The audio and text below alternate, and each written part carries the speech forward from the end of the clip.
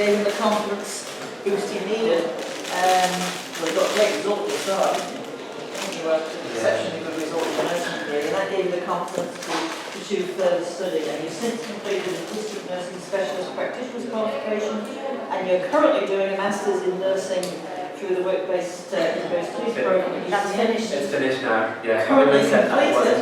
Yeah.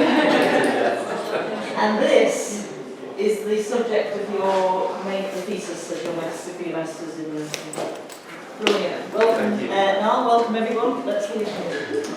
Thank you for the introduction. So, thank you very much for coming and choosing this talk to come to with all the other good stuff going on today. I'm guessing it was the title that rolled off the tongue that you might declare was really like snappy. When I read the programme and seen all of the other, everyone came up with a really good name for that, so I was like, no one's going to come to mind, so it sounds dead boring. So hopefully it'll be of interest. As Gail said, so I'm Niall, I'm a nurse, first and foremost, I'm a very proud registered nurse, and I'm a nurse lecturer for Manx Care at Kildare. And I'm going to talk today about a piece of research I've conducted for my master's dissertation over the sort of preparation and conducting it for the past couple of years really. And I finally got my award out 2 or 3 weeks ago, so really pleased with that.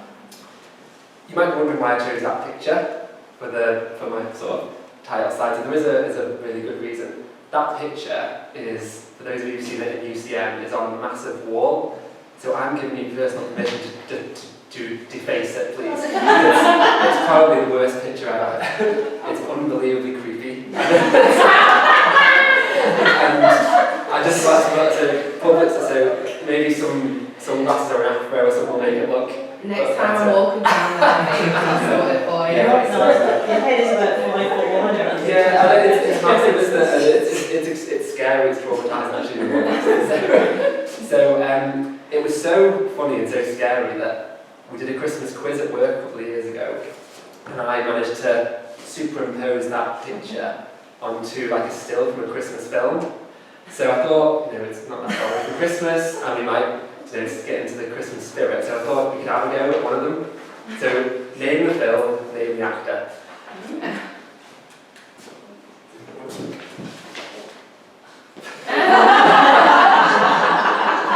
Do we know the film?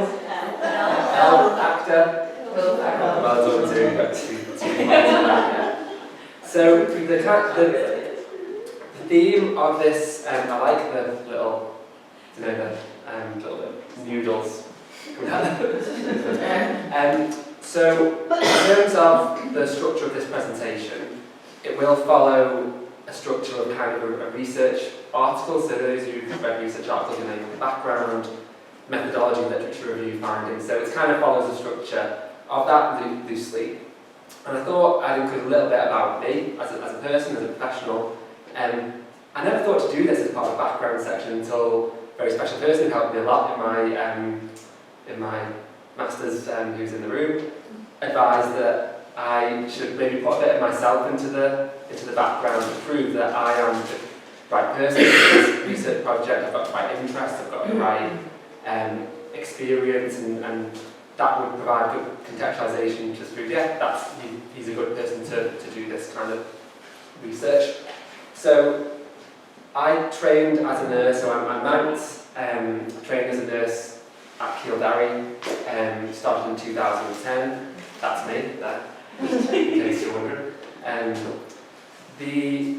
It's quite pertinent to mention this was the second year of degree level study for nursing on the island. I think it had been across for a little while-ish, but it's kind of a bit of a cornerstone in terms of for nursing and in terms of research in general and the profession, because it was kind of that acknowledgement that nurses are leading care, making decisions, care planning, being able to guide patient care in the direction that they're leading.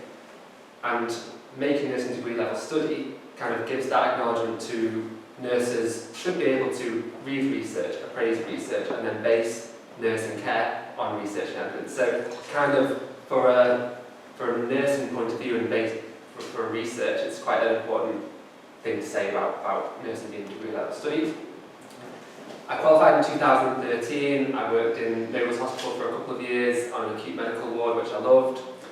But I always knew that I wanted to end up in community nursing. I had a placement when I was in my nurse training, thoroughly enjoyed it, but this is where I'm going to end up. And when a job came up, I applied and got on and really enjoyed that side of nursing, and I'll talk a little bit about community nursing in a sec.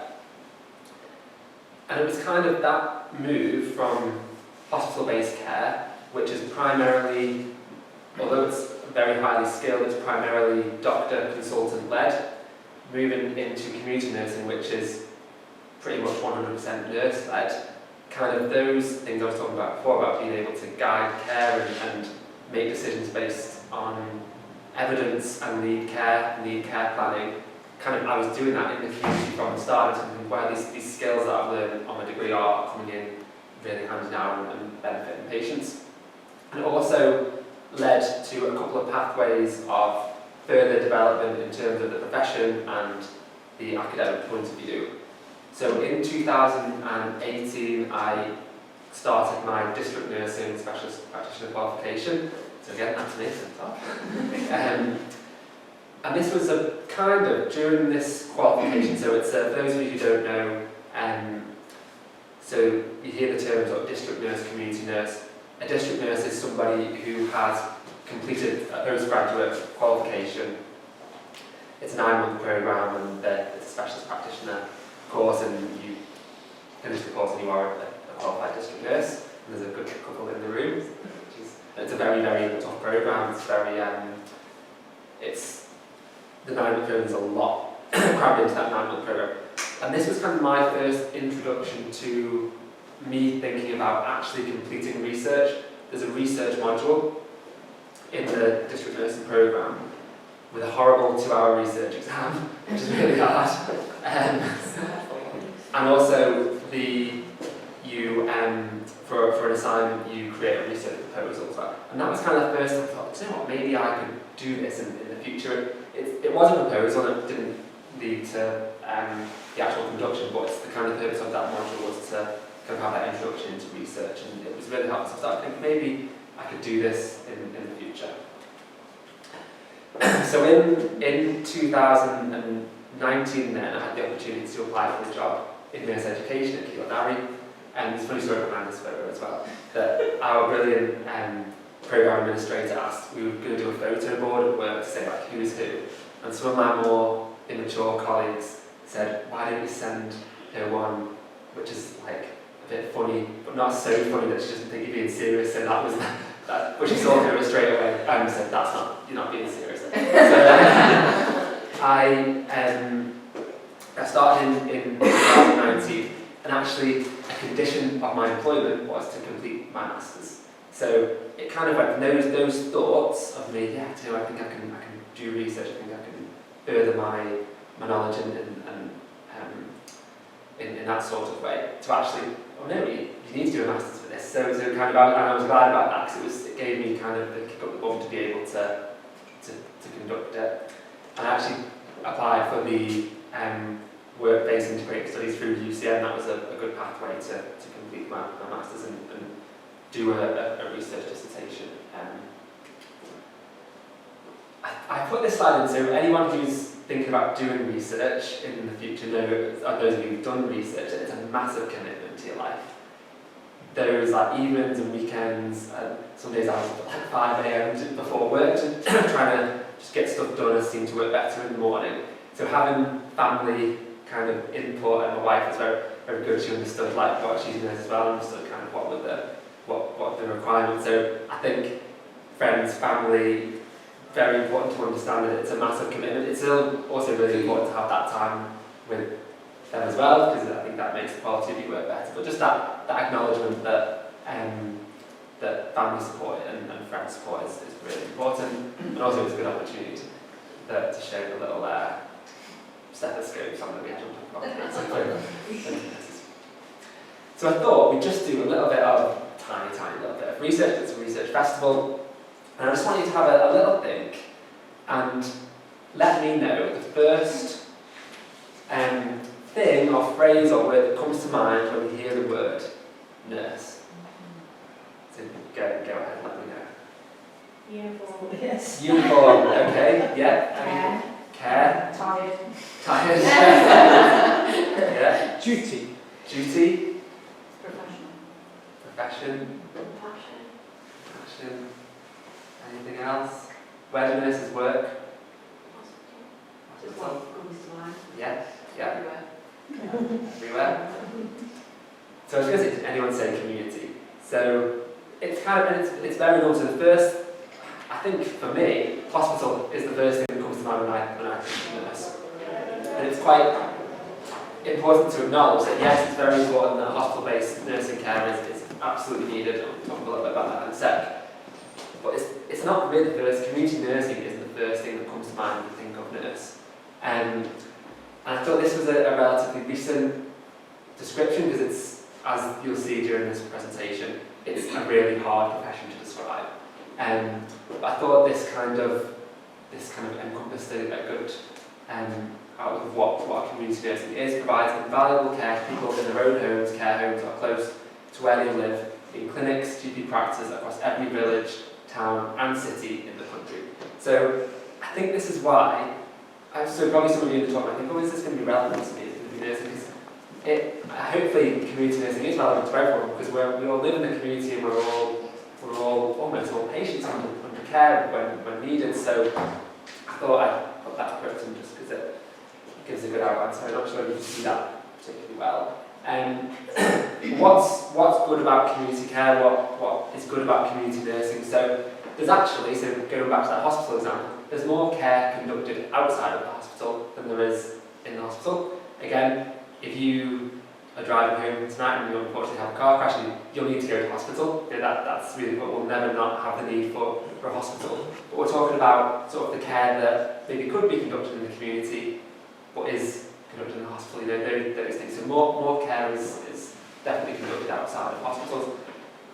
Kind of a little bit of a vague statement, but still important to acknowledge that it does, community nursing care as opposed to hospital care does it offer lower mortality and lower morbidity rates compared to nursing in the community. That's, again, have to add like a little caveat to that because there are things needed to be treated in the hospital that could be treated in the community. We're talking about things, let's say, intravenous antibiotics is probably a good example.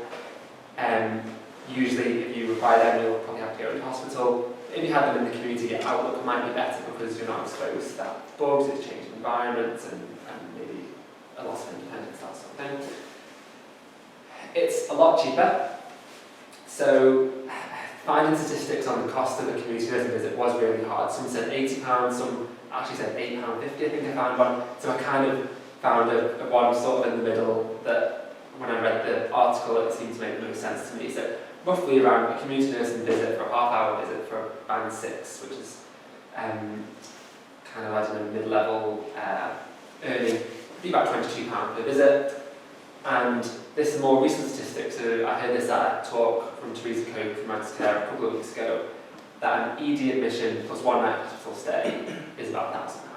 So there's a big cost. Again, not particularly comparable, just to see that difference. Nursing in the community promotes patient independence and autonomy, definitely. And the reason for that is if you think of, if you've ever been in hospital, you're taken out of your environment, you have your breakfast made, the cleaning's done, it's totally different.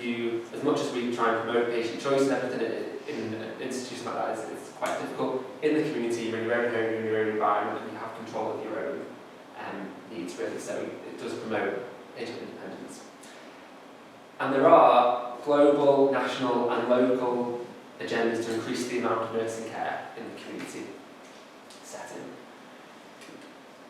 Just a little bit more on the costing. So these are figures from 2019 from the UK. So encompassing everything, so specialist nursing, school nursing, and district nursing, all would come under the umbrella of community nursing. A total of roughly £2 billion was spent on that, which sounds like a lot of money. When you compare it to the overall budget that year of healthcare spent in the United Kingdom was 225. It's 1% of the the budget, which again we know is cheaper, but it's quite interesting that maybe the funding hasn't been maybe not appropriately distributed. So what 1% of funding for community nursing care when we consider the benefits of having it. In 2018, I think it was actually published in 2019, there was an independent review of the health and social care system on the island.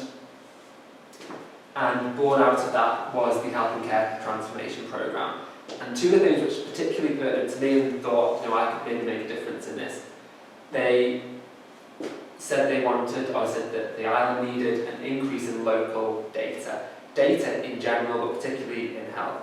We are an extremely diverse demographic, I'd say, very difficult to compare to other places in the world. We have, we're rural, but we also have some urban areas. We have very rich people, we have homeless people, so we're quite, compared to the UK, it's extremely difficult. So the more healthcare related data we can create locally would be a massive benefit to the service. And again, another thing out of the Health and Social Care Review was that the island needs more healthcare conducted in the community. The current path is completely unsustainable, unaffordable, the ageing population. I think at that talk the other day, they said that we are in the top 10 oldest populations in the world. I think we were number 8, I think. So all these things, the more healthcare we can conduct in the community, the better outcomes and the more cost effective it will be. So I thought, in terms of this research project, I thought, how can I measure community nursing? How, if I go back to it, the funding and more data, and being able to, if more money is to be provided, I think we have to provide data to show that, and that comes to measurements, I would say. And community nursing is probably one of the most difficult healthcare fields to measure, I would say. It's really, really difficult. They call community nursing a ward without walls, so the example I would give for that would be, if you're running a hospital ward and say it has 21 beds, you know that when you get to 21 patients, you are at capacity then. In community nursing, it's like a sponge really. We have no limit. We take it, and sometimes that can tip the barrel. So it's very difficult to measure because of those lack of measurable indicators. We don't have bed spaces. We don't have be able to quantify it like that. So it's quite difficult. Because of that reason, it makes it extremely difficult for Treasury and policymakers to finance the service properly. Because it's really difficult to measure and provide data. It's really almost, it's not impossible, but it makes it very, very difficult to finance. And I thought, can I develop some kind of ceiling of capacity? So by ceiling of capacity, I mean, what is the capacity of a district nursing service? What does it go from here, where we're at, to there, and to say, well, actually we can't provide good quality, safe, effective care if we have this amount of workload. Extremely difficult to do, but I thought potentially is there a way of doing this.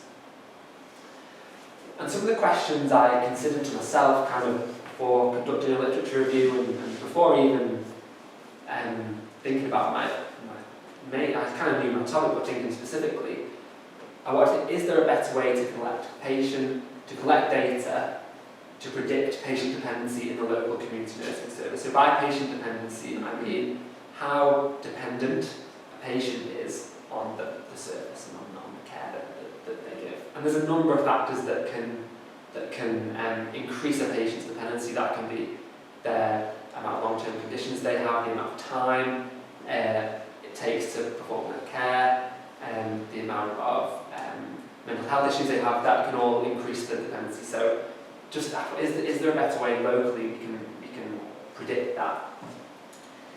If a new system is proposed, will staff engage? Now, anyone who's ever worked anywhere would know that sometimes decisions get made related to the people who they're going to affect, but they're not consulted. So that was quite an interesting thing for me. That we can say this is what is needed, but however, will staff engage? That's a really important thing for me to consider. and what improvements would be made if a new system was successful.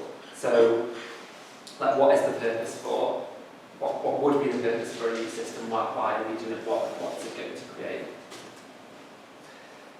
So we did a literature review, and again, those of you who've done research or considering doing research, this is probably the most challenging part for me. It was of the whole, my whole research journey really. Lots of reading, lots of falling asleep onto research articles and stuff, and a lot of when you read something and it just doesn't go in, you have to read it again. That's what's happened to me a lot. But I found a couple of really interesting things that were specific to my kind of background and my questions that I was asking to myself. So, firstly, I found there's a significant lack of community nursing practice-related research data. That was globally, again, probably due to those lack of measurable indicators and the lack of maybe acknowledgement of a community nursing service as being really important. But specifically, there was a lack of data related to community nursing patient dependency. Loads of data regarding hospital-based care dependency, but not a lot at all for community nursing related dependency. Something else I found out was a dependency tool is a reliable, well-evidenced platform to inform the dependency of community nursing patients. So it would probably take me a little bit more time than I have to explain what a dependency tool is, but generally it's, for what I use, I'll talk about that in a sec, it would be giving, the tool would give each patient a score, and the score would be for every predicted 15 minutes that a community nursing visit may take, you have a score of 1. So for the community nurses in the room, when you get to your work in the morning, you might look at your work and say, oh, I've got 5 visits. And that would stay the same, but your 5 visits would equate to a score.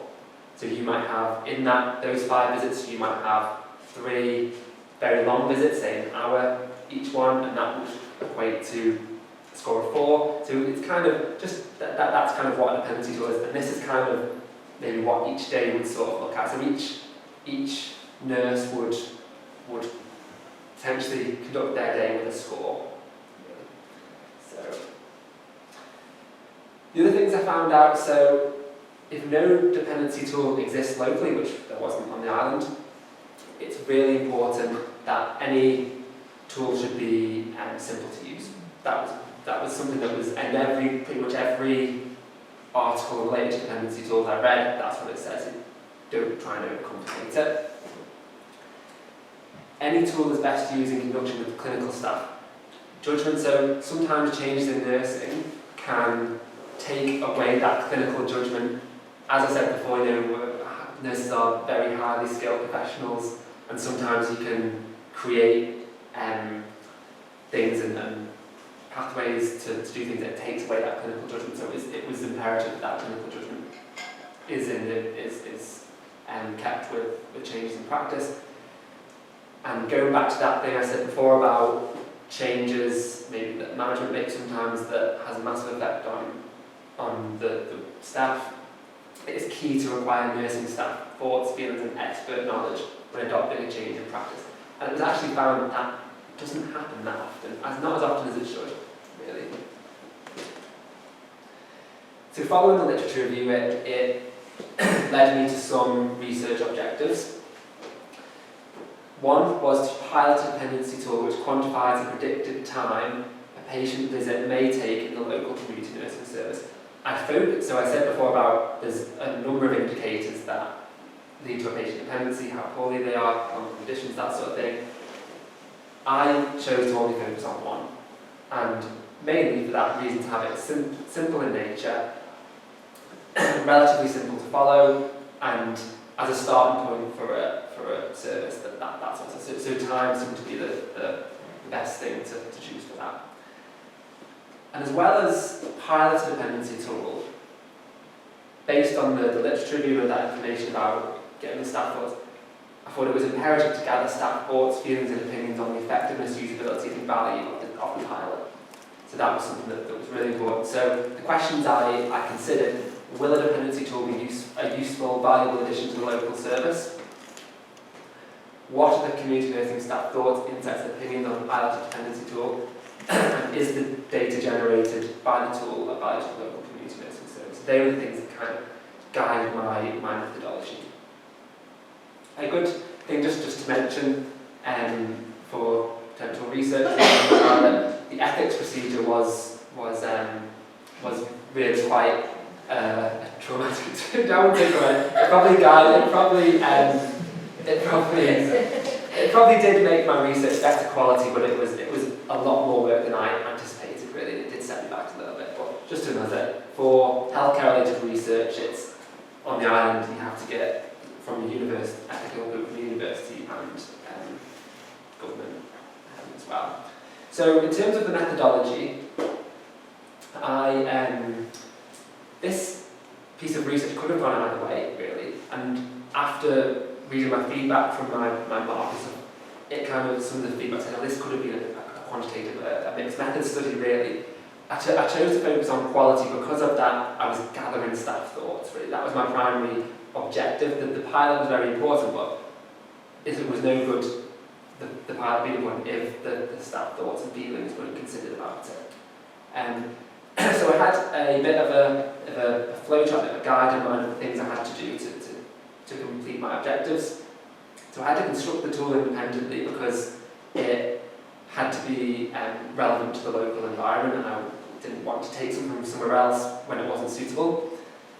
I wanted it to be very simple, and that came from the literature review. I needed to pilot the dependency tool. I selected to pilot it in one community nursing team. Again, some of the feedback said it would have been really good if you could do it in 2 teams, or every team on the island, so there's 5 teams on the island, and then compare and contrast the results. But for simplicity, because it was a pilot, I did a lot of reading about pilot studies and the purpose of them, I decided for one nursing team of a larger size for sampling purposes. And from the stuff I was reading, it said that 4 weeks would be a suitable amount of time for a pilot study. And once that had been done, then I would want to gather the staff thoughts. So in terms of my data collection strategy, I chose focus groups, something I had never done before, and it was the first piece of research I've ever conducted, really, and I did a lot of reading around the different methods, so I thought I was confident as an educator to be able to facilitate a focus group, so that from my personal qualities, I thought that would be the best thing. Also, the ability to collect data from multiple participants in one consultation, and also the consideration of staff time. That's really important. I think we all know nursing time is extremely valuable at the moment. Everyone's really busy, so I thought that if I can get 5 people or 5 people in one room at one time, then we can get the information and free to talking about to work. So it was a consideration. Sampling, it had to be purposive, because this wasn't a research, this wasn't a focus group I could get people from the street to do, because they had to experience the pilot and dependency tool for those 4 weeks. And I thought 5 or more nursing shifts was a sufficient amount of time to be able to give a comment. And in terms of data analysis, I chose thematic because I wanted clear findings. You know, I read some nursing research articles, and some of the findings I'm like, what? So can't really make head or tails. I wanted them to be really, really clear, to be able to distribute to the local service and be able to make, and to be useful. So this hasn't come out very well. So in terms of findings, probably if you kind of read the middle one there, I from the focus group and from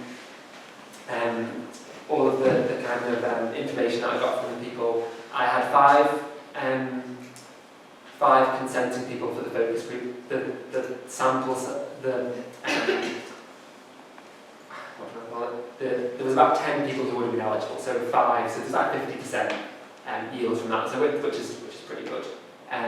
So this was kind of, in terms of codes, this was the information that I found. I was able to kind of put them roughly together, which led to some 3 main themes. So the 3 main themes that came out of the focus group in terms of the dependency tool pilot was the extensive amount of non-patient facing workload, the ease of use of the dependency tool, and the effectiveness of the dependency tool data. So just a little bit more detail. So this was probably the most interesting finding. It was quite eye-opening, to be honest.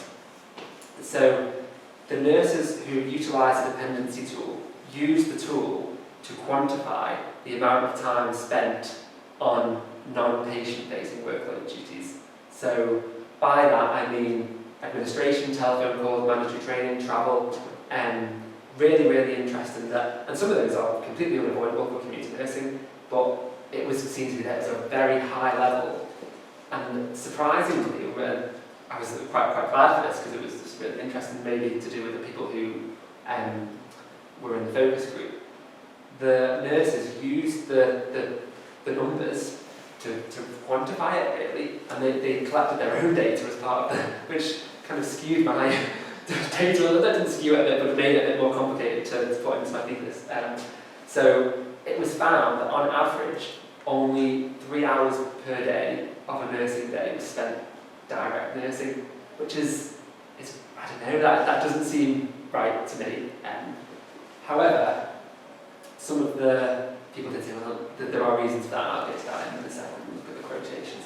It was significant and surprising because this was sort of like new research data, because in all my reading and literature review, dependency tools had not been used to this nature before. So that was kind of really, it was a really good finding to say that no dependency tool pilots or studies had used them in this nature, which was interesting. And a lot of the comments in the focus group said that they were disappointed that the dependency tool didn't capture this, because they kind of worked out based on, because it only captured patient care, and that was where the numbers came from. It didn't capture the non-patient facing workload. So some of the quotations from the focus group,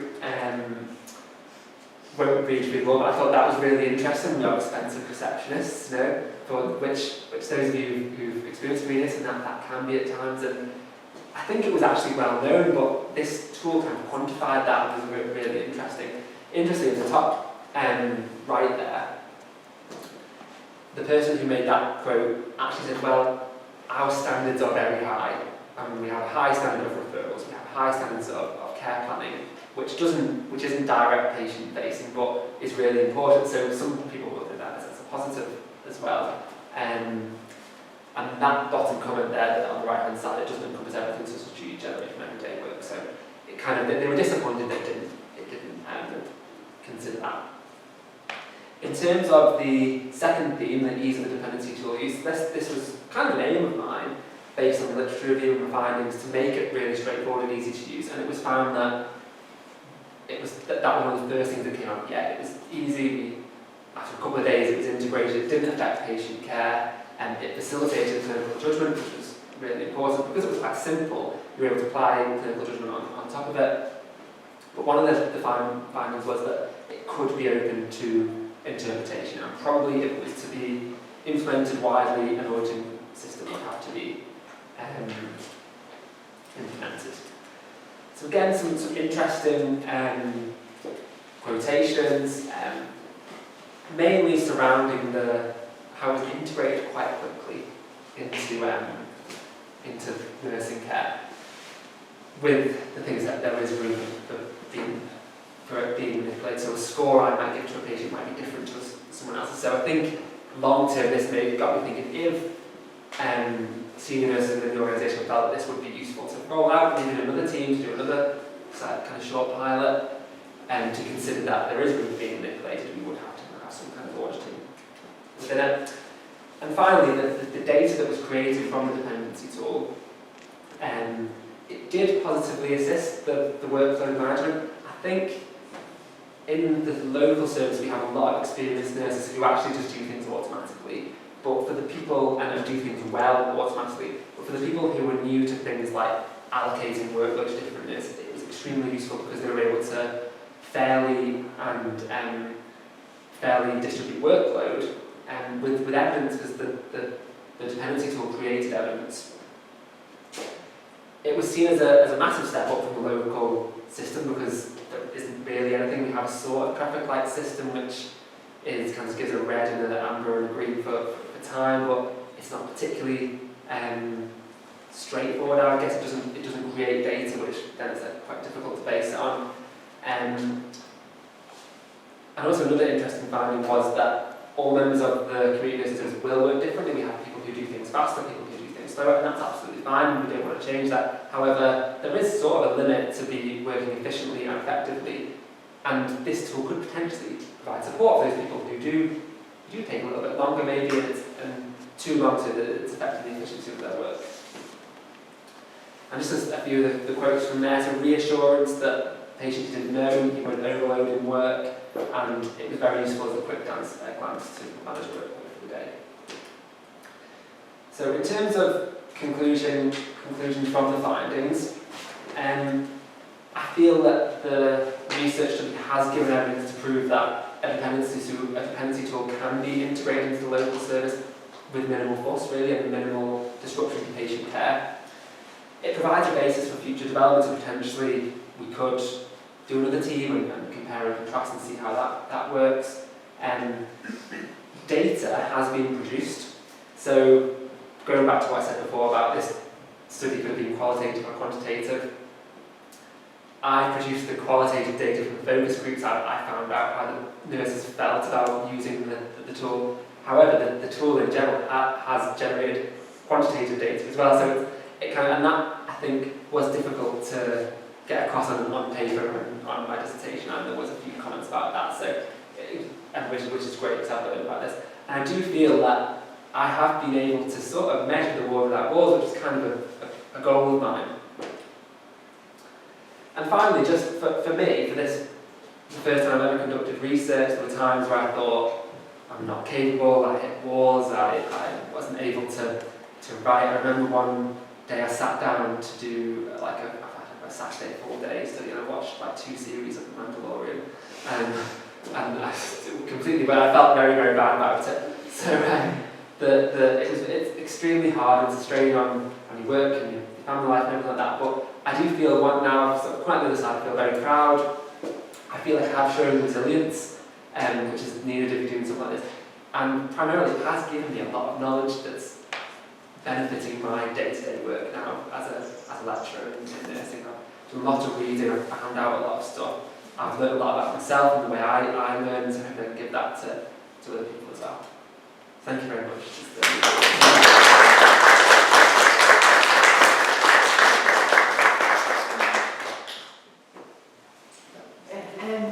You were saying it's a wall that walls been measured. It actually reminded me a bit of, I don't know if anyone else remembers, when the boards did, I can't remember what it's called, Boom, Liz, you might remember. Do you remember the boards were doing and like every minute was accounted for, like every 5 minutes someone sat in what productive ward. It sort of reminds me of that a little bit. Yeah. And they did like everything, they watched someone and they had like a thing for each thing they did. So I was just wondering, if you were going to do more, would you maybe include the other bits, because they are, like, as we know, like the admin bits, you come and someone needs referring here, you need to make a phone call there, or you need to write them a prescription, they need to take it to the chemist, and all those things that make that holistic care more difficult in community because you've not got it on tap, like, whereas in the hospital you would. Would you consider maybe doing more where it's the whole day is measured for people? Because then I think you were saying about it having more data to fund it, but 3 hours of nursing might not get us the funding. If people are like, well, what are they doing with their other 4.5 hours of their working day? So do you think it would be valuable to look into everything else that we do to get that funding and make community nursing have more value, I guess? Yeah, definitely. I think that there are on numerous, in the preparation for this study, I looked at numerous dependency tools, and some places in the UK are so far advanced with their dependency tools, it measures things like the patient condition and travel and admin and everything, and it comes to that sort of thing. So I think probably start by step-by-step basis. But some of the comments we had from what was that they were worried that management would look at that and think, oh, actually we can take a lot more patients because you're only doing 3 hours nursing a day, and that was a worry. People, the other worry was with the way that I did it was that people were worried that the score, that they were almost like ticking time bomb for each visit, and that they had to be done in 15 minutes, they had to be done in half an hour. So I think when I introduced it to the team, I went to the team and explained how to use it. I'm really clear. This isn't a prescriptive measure to say, if you don't have this in an hour, you failed. You know, it's not a competition. This is just a guideline, really. So do what they had, like so say every day they'd have like I noticed had a little thing that said like nurse A had this and then this number. Yeah. Did they then write down what they actually did So the team, as well? the team, I didn't say that they had to, the team actually did that, and they found So that maybe for like a bit longer they'd add on a number. that was for their own purposes actually, and I thought I was going to include that in the presentation, but I thought at the time it could almost be a different research study, but the team leader of the team that pilot it did that, and they found that their predictions were actually very accurate. That's good. Can I just make a comment really rather than a question? Well done, Niall, and congratulations on your recent award. But I think we need to maybe change the mindset that actually referring a patient, to occupational therapy or physiotherapy is patient care.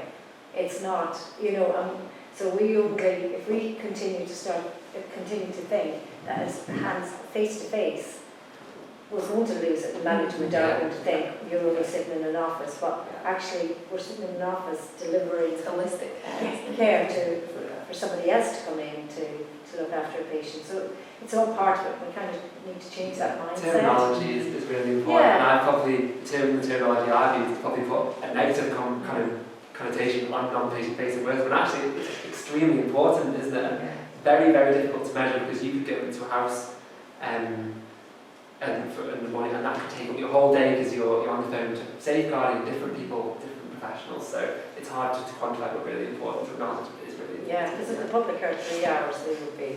But it's not 3 hours, it's just. Just quickly, do we need to...